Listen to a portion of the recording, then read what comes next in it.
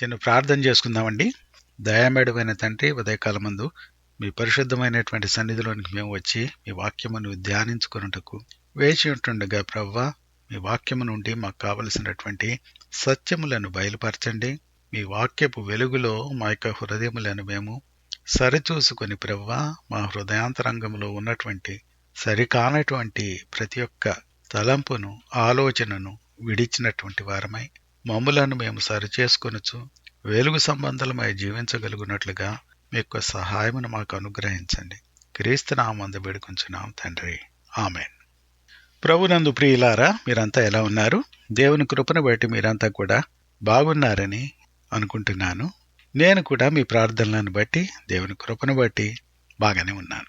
ఈ ఉదయకాలమందు మనము ఒక ప్రాముఖ్యమైనటువంటి వ్యక్తిని గురించి ధ్యానించాలని ఆశపడుతున్నాను. గుడ్ ఫ్రైడే, ఈస్టర్ ఈ మాటలు చెప్పగానే మనకు జ్ఞాపకానికి వచ్చేటువంటి కొంతమంది ఉంటారు. వారిలో మొట్టమొదటిగా యేసు ప్రభు మనకి జ్ఞాపకం వస్తూ ఉంటారు. ఆ తర్వాత పేతురు జ్ఞాపకం వస్తూ ఉంటాడు, పిలాతు జ్ఞాపకం వస్తూ ఉంటాడు, హేరోదు జ్ఞాపకం వస్తూ ఉంటాడు, గలిలయ నుండి వచ్చినటువంటి అనేక మంది స్త్రీలు, శిష్యులు, ఇలాంటి వారందరూ జ్ఞాపకం వస్తుంటారు. ఈ శిష్యులలో మరి ఒక వ్యక్తి మనకు జ్ఞాపకం వచ్చేటువంటి వారెవరంటే ఇస్కరియోతు యోధ. ఈ ఇస్కరియోతు యోధాను గురించి మనకు తెలియనటువంటిది ఏమీ లేదు. ఇతను యేసు ప్రభు యొక్క శిష్యులలో ఒకనిగా ఎంచబడినాడు. యేసు ప్రభు తానే తనను తన పని నిమిత్తమై ఒక అపోస్తలునిగా నియమించి ఉన్నాడు. ఈ 12 మంది అపోస్తలులు ప్రభువు నియమించకపోవము తనకు అనేక మంది శిష్యులుంటూ ఉండేవాళ్ళు. వారిలో చాలా మంది ఒక సమయంలో ప్రభువును విడిచి వెళ్ళిపోయినట్లుగా మనం వాక్యంలో చూడొచ్చు. మిగిలినటువంటి కొద్ది మందిలో ప్రభువు తన పని నిమిత్తమై 12 మంది శిష్యులను ఏర్పరచుకుని ఉన్నాడు. వీరికి ప్రత్యేకమైనటువంటి ట్రైనింగ్నిచ్చాడు. వీరు ప్రభువు నిమిత్తమై ఏమి చేయాలో అనేటువంటి విషయములను వారికి దగ్గర ఉండి 3.5 సంవత్సరముల పాటు నేర్పించాడు. కాబట్టి ఇస్కరియోతు యోధ ప్రభువుతో పాటు 3.5 సంవత్సరములు ఉండినాడు, సన్నిహితంగా తిరిగినాడు, అపోస్తలుడిగా పిలువబడినాడు. ప్రత్యేకమైనటువంటి పని నిమిత్తమై తాను ప్రత్యేకించబడి తాను శిక్షణ కూడా పొందినటువంటి వాడు. యేసు ప్రభు యొక్క సేవలో జరిగినటువంటి అనేకమైనటువంటి సూచక క్రియలను, మహత్కార్యములను చూచినటువంటి వాడు. ప్రభువుతో పాటు రాత్రింబగళ్ళు తిరిగినటువంటి వాడు, పెద్దగా ఎంచబడినటువంటి వాడు, ప్రముఖుడిగా ఎంచబడినటువంటి వాడు. ఇలాంటి స్థితిలో ఉన్నటువంటి ఒక వ్యక్తి యేసు ప్రభువును తానే అప్పగించేటువంటి స్థితిలోనికి వెళ్ళిపోయాడా అనేటువంటిది మనకు చాలాసార్లు సందేహం కలుగుతూ ఉంటుంది. ఎలా అలా చేయగలిగాడు? యేసు ప్రభువుతో తిరిగి యేసు ప్రభు చేసినటువంటి అన్ని సూచక క్రియలను చూచి ఆయననే కాదనేటువంటి స్థితిలోనికి ఆయనను అప్పగించి కొంత డబ్బును పొందాలనేటువంటి ఆశలోనికి ఎట్లా వెళ్ళిపోయాడు అని మనం ఆలోచించినట్లయితే, అతను మొదటి నుండి కూడాను తాను ఏ పని నిమిత్తమై ఎంచుకొనబడి ఉన్నాడో, ప్రత్యేకింపబడినాడో ఆ పని యొక్క ప్రాముఖ్యతను ఎరిగినటువంటి వాడుగాను, ఆ ప్రాముఖ్యత నిమిత్తమై తాను నిలిచి పనిచేసినటువంటి వాడుగాను లేడు. తన హృదయములో వ్యతిరేకమైనటువంటి స్వభావం కలిగినటువంటి వాడిగా తాను నలుగురిలో కలిసిపోయి ఆ విధంగా చలామణి అయ్యాడు. మిగిలినటువంటి శిష్యులందరినీ కూడా ప్రభువును హత్తుకుంటూ ప్రభు యొక్క అడుగుజాడల్లో నడిచి ఆయన నేర్పిస్తున్నటువంటి అన్ని విషయములలో కూడాను శిక్షణ పొందుతూ ఉంటే, ఇతడు మాత్రము తన హృదయములో పేరాస కలిగినటువంటి వాడే, డబ్బు మాత్రమే తన హృదయములో అతి ప్రాముఖ్యమైనటువంటి విషయంగా ఉంటూ దాని పొందు నిమిత్తమై తాను డబ్బు సంచిలో నుండి, అంటే దేవుని నిమిత్తమే వాడవలసినటువంటి ఆ యొక్క డబ్బును వాడేటువంటి పని ఇతనికి అప్పగింపబడినది. ఆ డబ్బు సంచి నుండి డబ్బును కొట్టేస్తున్నాడు.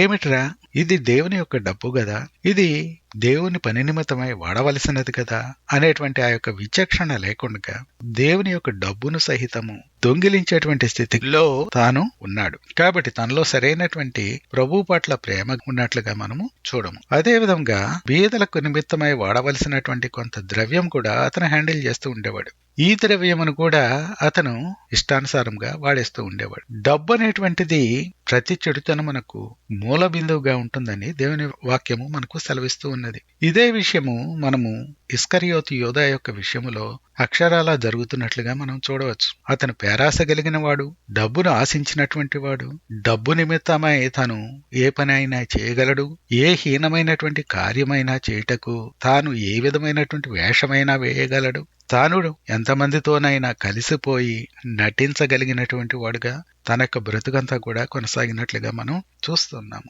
ఈ విధంగా తన యొద్దన ఉన్నటువంటి డబ్బు సంచిలోంచి డబ్బును దొంగిలిస్తూ తను ఒక పెద్దగా అందరికీ చూపించుకుంటూ చలామణి అవుతూ నటన జీవితమును జీవించాడు. ఇస్కరియోతు యోధాను గురించి బైబిల్ గ్రంథంలో ఏమని వ్రాయబడి ఉన్నదో చూద్దాం. మొట్టమొదటిగా యోహాను సువార్త 6వ అధ్యాయము 70-71 వచనములు మనం చూసినట్లయితే ఇస్కరియోతు యోధా సాతాను అని చెప్పబడినది. 70వ వచనంలో చూసినట్లయితే, అందుకు యేసు, నేను మిమ్మును 12 ఏర్పరచుకొనలేదా? మీలో ఒకడు సాతానుని వారితో చెప్పెను.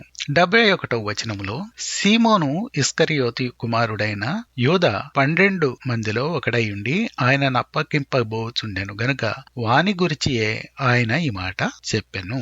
ఇక్కడ మనం చూచినప్పుడు ప్రభువుకు సమస్తం తెలుసు. ఇస్కరియోతు యోధా ఎలాంటి వాడైనటువంటిది కూడా తెలుసు. ఇస్కరియోతు యోధా పుట్టటం తెలుసు, తన మరణం గురించి తెలుసు, తాను చేయబోయేటువంటి ప్రతి విషయమును గురించి కూడా తెలిసినటువంటి వాడై ఉన్నాడు. అయితే దైవ చిత్తానుసారముగా ప్రభువు సిలువ వేయబడవలసి ఉన్నది గనుక, ప్రవచనములు నెరవేరవలసి ఉన్నవి గనుక ఇస్కరియోతు యోధా కూడాను 12 మందిలో ఒకడిగా ఎంచబడవలసి ఉన్నది. కాబట్టి దైవ నిర్ణయానుసారముగా క్రీస్తు ప్రభు తనను ఎంచుకొనటం అనేటువంటిది జరిగినది. అయితే అతను మిగిలినటువంటి 12 మంది శిష్యులలాగా ఉన్నటువంటి వాడు కాదు గాని అతను ఏకంగా సాతానే అని ప్రభువే అతనిని గురించి చెప్పడం ఇక్కడ మనం చూస్తున్నాం. ఇక రెండవదిగా అతనిని గురించి చెప్పబడినటువంటిది ఏమిటంటే, అతను ఒక దొంగ అని చెప్పబడినది. యోహాను సువార్త 12వ అధ్యాయము 4-6 వరకు మనం చూసినట్లయితే ఈ విధంగా వ్రాయబడి ఉన్నది.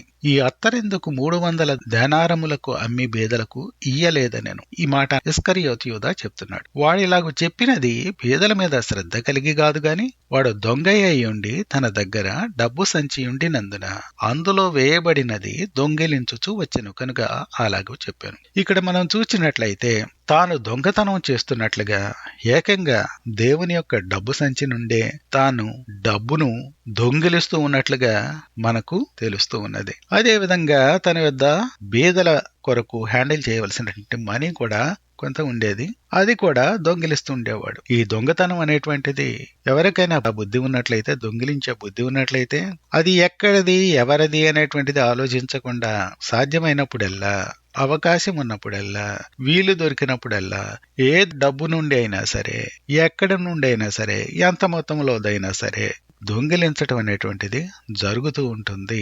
ఇదే విధంగా ఈ ఇస్కరియోతు యోధా కూడాను డబ్బును దొంగిలిస్తూ వస్తున్నట్లుగా ఇక్కడ మనం చూస్తూ ఉన్నాం. ఇక మూడవదిగా తను అన్బిలీవర్, విశ్వాసి కానట్లుగా ఇక్కడ మనకు చెప్తూ ఉన్నది. ఇది ఎక్కడ రాయబడి ఉన్నదంటే యోహాను సువార్త 6వ అధ్యాయము 64వ వచనంలో చూచినట్లయితే, మీలో విశ్వసించని వారు కొందరు ఉన్నారని వారితో చెప్పాను. విశ్వసించిన వారెవరో, తన్ను అప్పగింపబో వాడెవడో మొదటి నుండి యేసునకు తెలియను. ఈ మాట చెప్తున్నటువంటిది సాక్షాత్తు యేసు ప్రభే చెప్తూ ఉన్నాడు. మొదటి నుండి ఇస్కరియోతు యోధా గురించి తనకు తెలుసు. తనని గురించి అప్పుడప్పుడు తెలియజేస్తూ ఉన్నాడు. తాను ఒక సాతానని, తాను ఒక దొంగ అని, అదే విధంగా విశ్వసించని వాడని చెప్తూ ఉన్నాడు. అయినప్పటికీ ఈ చుట్టూ ఉన్నటువంటి శిష్యులకు ఈ మాటలు వారి యొక్క మనసులలో నాటుకొనలేదు. ఒకవేళ ఇదే మాటలు మనలో ఒకరిని గురించి చెప్తూ ఉన్నట్లయితే, ఏమిట్రా ఇలాంటి వాడు మన మధ్యన ఉండి తిరుగుతున్నాడా, వెంటనే మనకు గ్రహింపనేటువంటిది కలుగుతూ ఉంటుంది. అయితే ప్రభు ఇస్కరియోతును గురించి చెప్పటం జరిగింది. అయినప్పటికీ చివరి క్షణం వరకు కూడాను వారికి అతని మీద అనుమానం రాలేదు. ఎందుకో అర్థం కాలేదు. ఇక్కడ జరిగినటువంటిది ప్రవక్తల యొక్క ప్రవచనములు నెరవేరు నిమిత్తమే వారు ఆ విధంగా ప్రవర్తించినారో ఏంటో మరి మనకైతే తెలియదు గాని, వారికైతే ఏమాత్రం కూడా ప్రభు చెప్తున్నప్పటికీ, హెచ్చరిస్తున్నప్పటికీ అతని గురించి వారికి మాత్రం వారి మనసులలో ఏ విధమైనటువంటి అనుమానములు అతని గురించి రాలేదు. అదే విధంగా యోహాను సువార్త 13వ అధ్యాయము 10వ వచనములో చూసినట్లయితే అక్కడ క్రీస్తు ప్రభు ఏమని చెప్పాడంటే, యేసు అతని చూచి, స్నానము చేసినవాడు పాదములు తప్ప మరేమియో కడుగుకొననక్కరలేదు, అతడు కేవలము పవిత్రుడయ్యను. మీరును పవిత్రులు గాని మీలో అందరూ పవిత్రులు కారనెను. ఈ మాటలు ప్రభువు పేతురుతో చెప్తూ ఉన్నాడు. పేతురు క్రీస్తు ప్రభు తన యొద్దకు వచ్చి తన పాదములను కడగవలనని ఆశించినప్పుడు, నీవు కడగకూడదు, నీవు నా పాదములు కడగటమేమిటి అన్నాడు. అప్పుడు యేసు ప్రభు తనను చూచి చెప్పినటువంటి మాటలు. దీనిలో చివరగా యేసు ప్రభు ఏమని చెప్పాడంటే, మీరును పవిత్రులు కాని మీలో అందరూ పవిత్రులు కారనెను. యేసు ఈ మాటలు పలికిన తర్వాత ఇన్ని విధములైనటువంటి అనర్హతలు తనలో ఉన్నప్పటికీ దేవుని యొక్క చిత్తము నెరవేరున్నట్లుగా, అదేవిధంగా ప్రవక్తల యొక్క ప్రవచనములు నెరవేరున్నట్లుగా తనను ఒక శిష్యునిగా ఎంచుకునటం అనేటువంటిది జరిగినది. అయితే 11 మంది శిష్యులు భిన్నముగా ఉన్నారు. ఇతనొక్కడు మాత్రము సాతానులాగానే ఉంటూ తన కార్యములను తాను జరుపుకుంటూ ఇతరులకు అనుమానం రాకుండా వెలుగు యొక్క భక్తి యొక్క వేషములో తన యొక్క చీకటి కార్యాలని చేస్తున్నట్లుగా మనం చూస్తున్నాం. ఈనాటి సంఘములలో మనం చూచినట్లయితే అనేక చోట్ల ఇటువంటి కార్యములు జరుగుతున్నాయి. ఆనాటి దినములలోనే ప్రభు ఉన్నటువంటి సమయంలోనే ప్రభు యొక్క ఇన్నర్ సర్కిల్లోనే ఈ విధంగా సాతానుడు తన నిమిత్తమై ఒక ఏజెంట్ను ఏర్పరచుకుని ఉన్నట్లయితే, ఈనాడు మనకున్నటువంటి ఈ యొక్క సంఘములలో అనేక మంది ఏజెంట్లను సాతానుడు తన నిమిత్తమై ఉపయోగించుకుంటున్నాడు. వీరు రకరకములైనటువంటి పేర్లతో సమాజంలో సంఘములలో కొనసాగుతున్నారు. కొందరు ప్రధాన యాజకులే కావచ్చు, వీళ్లలో కొంతమంది యాజకులు కావచ్చు, కొంతమంది పెద్దలు కావచ్చు, కొంతమంది సంఘ కాపరులు కావచ్చు, లేకపోతే సంఘములో ఇతరత్ర ఉపయోగపడేటువంటి ఇతరులు కావచ్చు. ఏది ఏమైనప్పటికీ వీరు సరైనటువంటి వారు కారు. వీరు సరైన గ్రహింపు కలిగి పశ్చాత్తాపం కలిగి తమ పాపముల నిమిత్తమై ప్రాయశ్చిత్తంగా ప్రభువు తన రక్తమును అర్పించినాడని పూర్తిగా నమ్మి ఆ ప్రకారంగా దాని అందు విశ్వసించుచు ముందుకు నడిచేటువంటి బిడ్డలు కారు.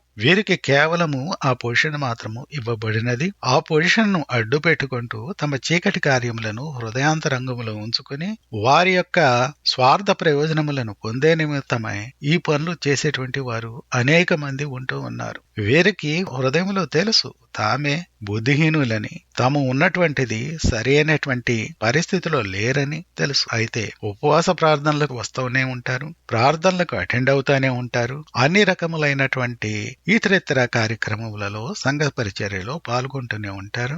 వాక్య పరిచర్యలో సహితము వీరు వాడబడుతూ ఉండవచ్చును. కానీ వీరి హృదయాంతరంగంలో ప్రభువునకు బహు దూరంగా నుండి దొంగలై ఉండి, మోసగాళ్లై ఉండి, ప్రభువుకు అపనమ్మకస్తులై ఉండి, ప్రభువు పేరు చెప్పుకుంటూ దౌర్భాగ్యంగా బ్రతుకుతూ సాతాను యొక్క ఏజెంట్లుగా తిరిగేటువంటి వాళ్ళు అనేక మంది ఈ దినములలో ఉంటూ ఉన్నారు. వీరు షార్ట్ కట్ మెథడ్స్ వాడుకుంటూ ప్రభు యొక్క పనిలో చొరబడి ఇతరులను భ్రమింపచేయచ్చు, తమ ఇష్టానుసారంగా ప్రవర్తించేటువంటి వారుగా ఉంటున్నారు. నేటి దినములలో అనేక మంది వీరి వలన మోసపోవచ్చు. కొంతకాలం ఏదో కేవలము రెగ్యులర్ గా ప్రార్థనకు వచ్చినట్లయితే వీరు కూడా రక్షింపబడిన వారే అని ముద్ర వేసి వారికి కూడా ఏదో ప్రాధాన్యతలు అప్పగిస్తూ వారిని సేవ నిమిత్తమై వాడుకొనవలనని ప్రయత్నిస్తూ వారికి ఈ ప్రాముఖ్యతను కట్టబెట్టినప్పుడు రకరకములైనటువంటి సమస్యలు సంఘములలో వస్తూ ఉన్నాయి. ఈ విషయములు ప్రతి సంఘమునకు కొత్తేమి కాదు. ఏ సంఘమునకైనా మీరు వెళ్ళండి, ఏ సంఘములో అయినా మీరు పరికించండి. విషయములు అనేటువంటిది ఎలా ఉంటుందంటే, అక్కడ సాతాను తన ఏజెంట్లను కొంతమందిని ఉపయోగించుకుంటూ తన కార్యముల నిమిత్తమై భక్తి వేషములో కొంతమందిని వాడుకోవటం అనేటువంటిది అన్ని చోట్ల మనం చూడవచ్చు.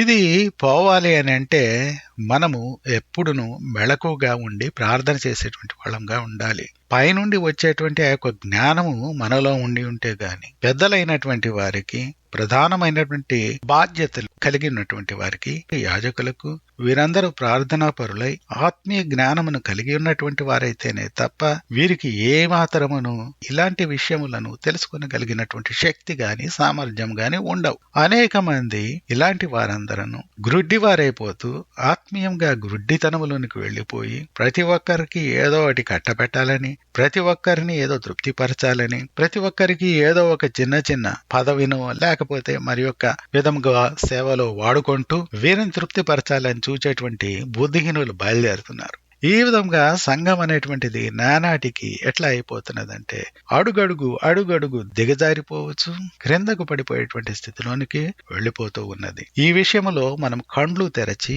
సంఘంలో జాగ్రత్తగా ఉండకపోయినట్లయితే, మన ప్రార్థన జీవితమనే మనము పైకి ఎత్తుకొనకపోయినట్లయితే, మన కండ్లే మనం తెరవకపోయినట్లయితే, మన హృదయములనే మనము తెప్పరెల్ల చేసుకొని పోయినట్లయితే మనము గుడ్డివారమైపోగలము, సంఘమును సహితము గుడ్డితనములోనికి తీసుకుని పోగలం. ఇస్కరియోతు యూదా సిగ్గులేని వాడిగా ఉన్నాడు. ప్రభువు అడపా తడపా తనను గురించి, తనకున్నటువంటి పరిస్థితిని గురించి, తను ఎటువంటి వాడో చెప్తూ ఉన్నప్పటికీ ప్రభువుకే తెలిసినదే ఈ విషయము, నా విషయం బయటపడిపోయినదే, ఇంకా నేను ఎలాగ కొనసాగగలను అనేటువంటి ఆ యొక్క భయముతోటి, సిగ్గుతోటి తాను బయటకు వెళ్ళినటువంటి వాడు కాదు. అదే విధంగా కొనసాగుతూ ఈ డబ్బు విషయమై తనకున్నటువంటి ఆ యొక్క వ్యామోహం చేత డబ్బును ఇంకను ఎంతకాలం వీలైతే ఆ విధంగా దొంగిలిస్తూ ఆ విధంగా చేసేందుకు తను అక్కడే తిష్ట వేసుకుని కూర్చున్నట్లుగా మనం చూస్తున్నాం. ప్రభు యొద్దకు అనేక మంది వచ్చేవాళ్ళు, అనేక మంది రక్షణ పొందుతూ ఉండేవారు. అదే విధంగా శిష్యుల యొక్క సేవలోను, పరిచర్యలోను అనేక మంది రక్షణ పొందేటువంటి వారు ఉంటూ ఉండేవారు. ఆ రక్షణలను చూస్తూ ఉన్నాడు, వారు పొందినటువంటి మేలులను చూస్తున్నాడు. అవన్నీ కళ్ళారా చూచినప్పటికీ, ఇతనికి ఎన్నో అవకాశములను ప్రభు అనుగ్రహించినప్పటికీ తాను మాత్రము ఆ యొక్క భక్తి వేషంలోనే ఉంటూ అదే విధంగా కొనసాగినాడు. చివరి వరకు తనకివ్వబడినటువంటి ఆ యొక్క అవకాశములను దేనిని తనను వాడుకొనలేదు. ప్రభువు తనను గురించి చెప్తున్నప్పుడు సిగ్గు తెచ్చుకొని తన యొక్క బ్రతుకును బయటపడినదే అనేటువంటి ఉద్దేశము చేత అప్పుడైనను వారిని విడిచిపోయినటువంటి వాడు కాదు, పశ్చాత్తాపడినటువంటి వాడు, గ్రహింపు కలిగినటువంటి వాడు కాడు. తన యొక్క బ్రతుకులోనే అదే విధంగా కొనసాగుటకు, మరింత పోగు వేసుకున్నటకు డబ్బును అతను ఆలోచించాడే తప్ప ఈ యొక్క సిగ్గును, అవమానం ఇలాంటివన్నీ కూడాను పక్కన పెట్టేశాడు. దుష్కార్యములు చేయటానికి బాగా అలవాటు పడినటువంటి వ్యక్తులు ఇదే విధంగా ఉంటారు. వారికి ఎవరు చూసినా ఒకటే, ఎప్పుడు చూసినా ఒకటే. వారికి ఎవరు చూస్తున్నారు, ఏం చేస్తున్నారు, మన మీద ఏం జరగనై ఉన్నది అనేటువంటి విషయాలు పక్కన పెట్టేస్తారు. అవి వారికి సమస్య కాదు. వారి యొక్క ఇష్టానుసారంగా ప్రవర్తించుకొనుటకు, మూర్ఖంగా ముందుకు సాగుటకు, నోటిని ఎలా పడితే వాళ్ళ ఉపయోగించుకోవటానికి వారు ఏమాత్రం వెనకంజ వేసేటువంటి వారుగా ఉండరు. ఇదే విషయము ఇస్కరియోతు యొక్క విషయంలో కూడా మనం జరగటం చూస్తూ ఉన్నాము. అతను మిగిలినటువంటి వారిని ఎవరిని పట్టించుకోలేదు. తన సహచరులు ఏమనుకుంటారో అని ఆ యొక్క విషయాన్ని పక్కన పెట్టేశాడు. మిగిలినటువంటి విషయాలన్నీ కూడా పక్కన పెట్టేసి కేవలము తను డబ్బు దండుకోవటాన్ని మాత్రమే, తాను కపటంగా ప్రవర్తించుటకు మాత్రమే, తాను మోసగాడిగా కొనసాగుటకు మాత్రమే ముందుకు సాగినట్లుగా మనం చూస్తూ ఉన్నాము. ఒక సందర్భంలో క్రీస్తు ప్రభువు మీలో ఒకడు నన్ను అప్పగింపనై ఉన్నాడు అని శిష్యులతో చెప్పినప్పుడు ప్రతి ఒక్కరు కూడాను ప్రభువా నేనా అని అడుగుతూ ఉన్నారు. అయితే వారితో పాటు కలిసిపోయి ఇతను కూడా ఏమి నేరని వాడనిలాగా ప్రభువా నేనా అని అడిగాడు. అడిగినప్పుడు నీవు అన్నట్లే అన్నాడు ప్రభు. అప్పుడు కూడా ఇతనికి సిగ్గు అనేటువంటిది ఏమీ లేదు. ఇంకొకటి ఏంటంటే మిగిలినటువంటి వారికి అనుమానం ఏమి రాలేదు. అతను ఆ విధంగా చెబుతున్నప్పుడు ప్రభువు నీవు అన్నట్లే అని చెప్పినప్పుడు అతనిని మిగిలినటువంటి వారైనా కూడా నిలదీసి ఉండవలసినది. అది కూడా వారు చేయలేదు. దీనినంతటినీ ఆసరాగా తీసుకుని అతను ఏం చేశాడంటే తన యొక్క కార్యములను చక్కబెట్టుకొనుటకు ఉపక్రమించి ముందుగానే వెళ్లి ప్రభువును అప్పగించాలనేటువంటి ఆ యొక్క దురాశ తనకు వచ్చింది. దానిని కేవలము తన మనసులో ప్రోత్సహించినటువంటిది ఏమిటంటే 30 వెండి నాణములు తనకు వస్తాయనేటువంటి ఉద్దేశం. తన యొక్క మనసులో ఎప్పుడో సాతానుకు తాను అప్పగించేసుకుని ఉన్నాడు. తను ధనాపేక్షను ఒక్కదానినే తన మనసులో గురిగా పెట్టుకుని అది కేవలము 30 వెండి నాణములైనప్పటికీ ప్రభువునే అప్పగించాలని నమ్మకంగానే ఉంటూ నమ్మక ద్రోహం చేయాలనేటువంటి యొక్క ఉద్దేశం చేత అతను ప్రభువును అప్పగించేందుకు బేరసారములు సాగించుకుంటూ ఒక పక్కన వెళ్లి వారితో కలుస్తూ ప్రధాన యాజకులతోనూ మిగిలినటువంటి వారితోనూ పెద్దలతోనూ వారితో ఒడంబడిక చేసుకొని ఇక్కడికి వచ్చి మరి యొక్క వేషం వేస్తూ ఉన్నాడు. ఇలాంటి వారు మన సమాజములలోనూ మన సంఘములలోనూ లేరా? ఎండను బట్టి గొడుగులు మార్చేటువంటి వారు, అవకాశాన్ని బట్టి తమ యొక్క ఇష్టానుసారంగా ప్రవర్తించేటువంటి వారు సమాజంలో ఎంతమంది ఉంటున్నారు? స్వార్థ ప్రయోజనములను కాదా నీవు వెతికేటువంటిది? బుద్ధిహీనంగా ప్రవర్తించటం కాదా నువ్వు వెతికేటువంటిది? నీ యొక్క పేరు ప్రతిష్టలను నీవు ఆశించి నీ ఇష్టానుసారంగా దేవుని యొక్క ద్రవ్యమును ఇష్టానుసారంగా ఖర్చు పెట్టేటువంటి వాడు కాదా నీవు? నీ ఇష్టానుసారంగా నీకు నచ్చినటువంటి వాటిని కొనసాగించేటువంటి వాడు కాదా నీవు? దేవుని యొక్క కార్యములు దేవుని చిత్తానుసారంగా జరగవలసి చేయవలసినది, వాక్యానుసారంగా జరగవలసినది, అది కేవలము పేదల యొద్ద నుండి ప్రభువు యొక్క సేవ నిమిత్తమై వచ్చినటువంటి ద్రవ్యము, ఆ ద్రవ్యమును నీవు దొంగిలించటమా, ఆ ద్రవ్యమును నీ ఇష్టానుసారంగా వాడటమా, నేను వాడుతున్నటువంటిది చర్చి ప్రయోజనములకే కదండి అని చెప్పేటువంటి వాళ్ళు కొందరు ఉంటారు. చర్చి ప్రయోజనములే, అనవసరమైనటువంటి వాటికి వాడవలసినటువంటి అవసరం ఏమీ లేదే. కేవలము అవసరమైనటువంటి వాటి నిమిత్తము, కేవలము అది తప్పనిసరి అయితే తప్ప వాడవలసిన అవసరం ఏమీ లేదే.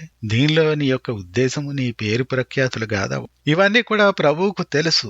నిన్ను ఒక దినమందు ఆయన నిలదీయనై ఉన్నాడు. ఆయన యొక్క ద్రవ్యమును నీవు ఏ విధంగా వాడుతున్నావో, ఏ విధంగా నీవు వెలుగు వేషంలో ఉంటూ చీకటి పనులు చేయనై ఉన్నావో, చేస్తున్నావో, దాని నిమిత్తమై నిన్ను నిలదీయనై ఉన్నాడు. నీ ఇష్టానుసారంగా కొనసాగినట్లయితే ఈ లోకంలో నేను నా ఇష్టానుసారంగా నాకు ఎంత పేరు ప్రఖ్యాతులు, నేనెంత గొప్పవాడినండి, నేను ఎటువంటి కార్యములు చేస్తున్నానండి, నేను ప్రభు సేవలో ఎంత ఉపయోగపడుతున్నానండి, ఇలాంటి మాటలు చెప్పుకుంటూ బ్రతికేందుక నీవు ప్రభువును వెంబడించేటువంటిది? లేకపోతే ఆయనతో పాటు సిలువను వెంబడిస్తూ సిలువను మోసుకుంటూ ఇతరులకు పరిచర్య చేయుటక నీవు ప్రభువును వెంబడించేటువంటిది? మన యొక్క ఉద్దేశములను, మన యొక్క తలంపులను, ఆలోచనలను, మన యొక్క కార్యములను మనము ఆలోచించుకుంటూ ప్రభు యొక్క సన్నిధిలో మనల్ని మనము కడుక్కొనవలసినటువంటి సమయము వచ్చినది. క్రీస్తు ప్రభువు చివరిసారిగా పస్కా విందును ఆచరిస్తూ ఉన్నప్పుడు తన ఒక ముక్కను ముంచి ఎవరికైతే ఇవ్వనై ఉన్నాడో అతనే తనను అప్పగించబోయేటువంటి వాడని చెప్పాడు. ఈ విధంగా చేసి ఆయన ఒక ముక్కను ముంచి ఇస్కరియోతు యోధాకు ఇచ్చినప్పుడు సాతాను వానిలో ప్రవేశించినట్లుగా మనం చూస్తూ ఉన్నాం.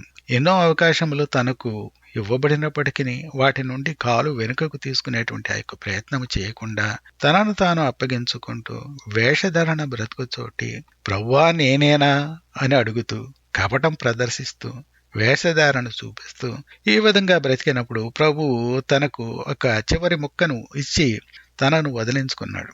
అప్పటి నుండి అతను సాతాను యొక్క కార్యములను పూర్తిగా చేయుటకు సాతాను మనిషి అయిపోయినాడు. ఇక అతను వెళ్లిపోయిన తర్వాత తాను ఎవరితో అయితే ఆ యొక్క బేరసారాలు చేసుకుని ప్రభువును అప్పగించటానికి తాను ఉడంబడిక చేసుకున్నాడో వారితో కలిసి వచ్చాడు. వచ్చిన తర్వాత అక్కడ జరుగుతున్నటువంటిది ఏంటంటే తాను కపటంగా ప్రభువును ముద్దు పెట్టుకుని అప్పగిస్తున్నాడు. వారికి ముందే గుర్తుగా చెప్పాడు. ఏమని చెప్పాడు? నేనెవరినైతే ముద్దు పెట్టుకుంటానో ఆయనే క్రీస్తు, మీరు ఆయనను పట్టుకోండి అని చెప్పి గుర్తుగా చెప్పి వచ్చి ప్రభువా అని మీద పడి ముద్దు పెట్టుకుంటున్నాడు. ఈ విషయంలో ఎంత కపటంగా తను ప్రవర్తిస్తున్నాడో మనము చూడగలం. దేవుని ఆత్మను పోగొట్టుకుని దేవుని ఆత్మను పొందకుండా విశ్వాసులుగా చలామణి అవుతూ బుద్ధిహీనంగా ప్రవర్తించేటువంటి వారు, సైతాను సంబంధులైనటువంటి వారిలో కూడాను ఈ కపటం అనేటువంటిది బహుగా దాగి ఉంటుంది. వీరు కపటంగా మాయమాటలు మాట్లాడుతూ ఉంటారు, బయటికి ప్రేమగా మాట్లాడుతూ ఉంటారు. హృదయాంతరంగములో వారు వేసేటువంటి ఎత్తుగడలు ఎన్ని కావు. ఇలాంటి వారు సంఘములలో పేరుకుపోయి ఉన్నారు. వీరందరినీ ప్రభు ఒకరోజు పక్కకు లాగి అగ్ని చేత కాల్చనై ఉన్నటువంటి ఒక దినం అనేటువంటిది ఏర్పరచబడి ఉన్నది. మన భయభక్తులను ప్రభు యందు కలిగి ఆయన వైపు మనం తిరిగినట్లయితే అప్పుడు మాత్రమే మనము దేవుని యొక్క బిడ్డలంగా నిలిచి ఆయన నిమిత్తమై ప్రయోజనకరంగా వాడపడగలిగినటువంటి వారమై ఉన్నాము. దేవుడు ఆ విధంగా ఉండునట్లుగా మనకు సహాయము చేయును కాక. ఇక చివరిగా ఇతనికి ఏమి జరిగింది అని ఆలోచించినప్పుడు ప్రభువు సిలువ వేయబడినాడు. అప్పుడు ఈ మధ్య జరిగినటువంటి విషయములన్నిటిని గురించి అతను ఆలోచించాడు.